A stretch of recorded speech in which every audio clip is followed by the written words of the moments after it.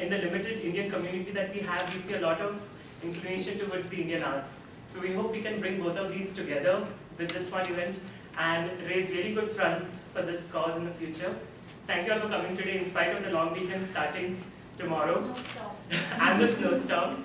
Thank you to Ramya for arranging the food and everything, and Dr. Sharma for young students who are pursuing their graduation, master's, PhD, and would come despite the snowy weather outside, despite the fact you have a long Thanksgiving weekend, listening 7 p.m.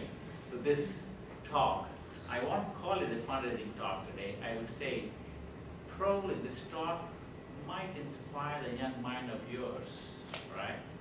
That if you are focused and if you have a vision, the kind of educational environment you are today, you can make a difference in the lives of others as you grow up. I think that was the theme of this presentation.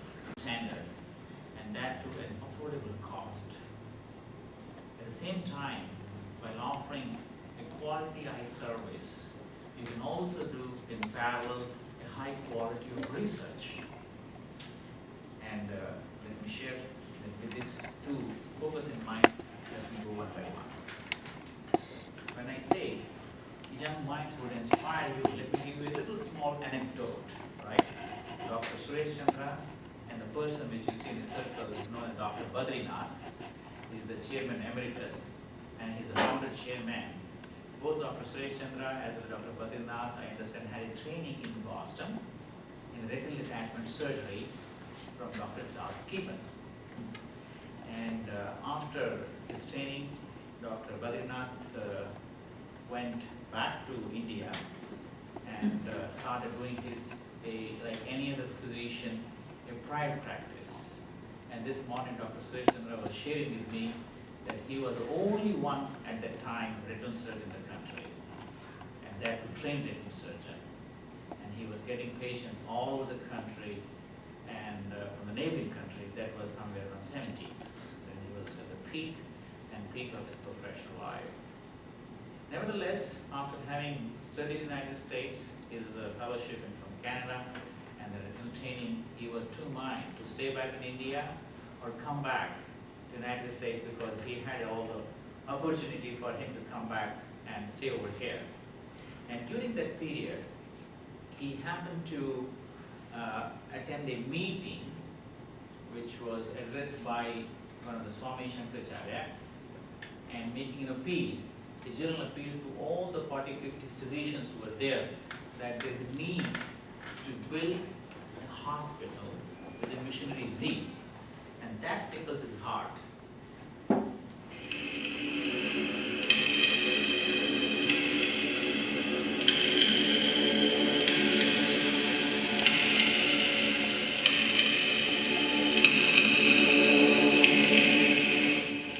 The year was 1976.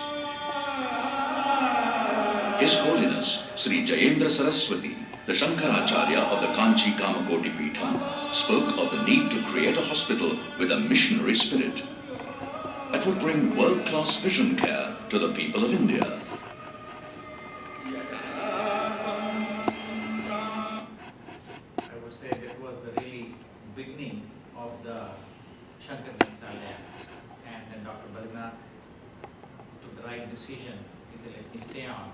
He left his private practice and started this organization with two doctors, built a small bungalow on the college road, and started working this organization for the last 30 years. The word Shankara, as you know, in the Sanskrit language, means a benefactor, one who does good to the society. And the word Nethralaya is a Ayurvedic word. Netra means eye, Nala means temple. So temple of the eye, where you take care of the patients who have eye diseases. Not the tremendous difference between wealth and poverty which exists in our country, the gap between the wealthiest and the poorest. But more than that, the gap between the sublime nobility of character on the one hand and the total degradation on the other. This strikes me as the most glaring contrast about India. And when I come to an institution like this, it replenishes my faith in the future of India. We feel that I'm in the midst of human beings who are human and who will one day make this country great by their dedication, by their sense of discipline, and by their service to their fellow man. Mr. Palkiwala was not a patient of Sankara Nethralaya, he was a visitor when he gave this speech many years ago, and he was passing by from Chennai city, and after seeing the hospital, and a few months later he gave a call to Dr. Bhagwan from Bombay and asked a question. And one of the question was, are your doctors salaried or do you practice? He said they're all salaried employed. Next question he asked a little more delicate. He said, what about you? You were the chairman and you started. He said, I am also an employee of Sankara Nethralaya. Sankara Nethralaya does not belong to individual. It is a public society. Public has been supporting us, and it's run by trust. And I understand after a few months he bequeathed his entire property to Sankara Nethralaya. Well, with regards to our community work and outreach work in free services, way back when we started in 1978, the free surgery continued to grow year after year, and today we perform, as I was shared this morning with Dr. that around nearly 10,000 free eye surgery is done annually in the hospital. If you look at the outpatient, nearly 50% free of cost. If you look at total surgery, nearly 1/3 done totally free of cost.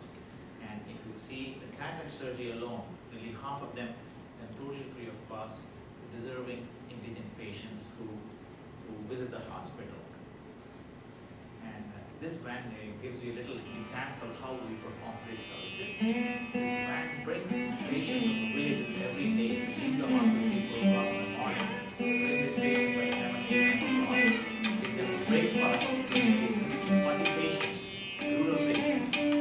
After this patient go to eye examination, front part eye exam, eye gets dilated, and they come to the back part of the eye, ensuring everything is fine, they're fit to go to operation. They also go through what is known as calculation of the chart of the lens. The power of the lens of cataract surgery varies from patient to patients. And these patients have no similar procedure, the same day. There's different building to this kind of work in a 5 operation theater.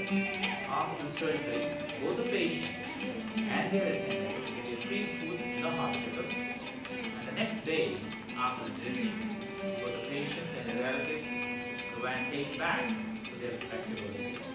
A week later, the doctor visits them, and about 4 to 6 weeks later, these patients brought back to the main hospital, ensuring that they are doing well and they're off medications. This is how the base hospital concept. The screening is done in the villages where a good number of volunteers identify these patients. The surgery is done in the main hospital exactly the same way as the paying patient goes. So there's no standard difference in paying. And this survey was done among physicians on various several parameters such as competence of physician, infrastructure, value for the money, attention to patient, clean, and so on. I'm happy to share that Nethralaya scored number 1, highly rated. And after 2002, again a survey was done in 2005. Nethralaya remains number 1. Degeneration, retinitis pigmentosa, cataract, uveitis, if you put them together, they actually lead to the extent of blindness which need to be controlled. Absolutely. There are many factors that are needed to make India cutting edge. For example, do you have enough physicians trained in ophthalmology? Indeed you have. Do you have basic infrastructure to do cutting edge research to treat blindness? Yes, in totality, I think India has those infrastructure to treat blindness and to eradicate blindness from India. There are several advantages, but two that comes to my mind is the huge population base that you have in India. And that is a resource that is not available in the Western countries. And with that huge patient resource, you have this tremendous advantage of carrying out epidemiological studies that is absolutely necessary if you want to have a different approach or treatment-based approach for treating or taking care of blindness. two areas where India can excel, so vis-a-vis their Western counterparts, is in stem cell research and nanotechnology. And nanotechnology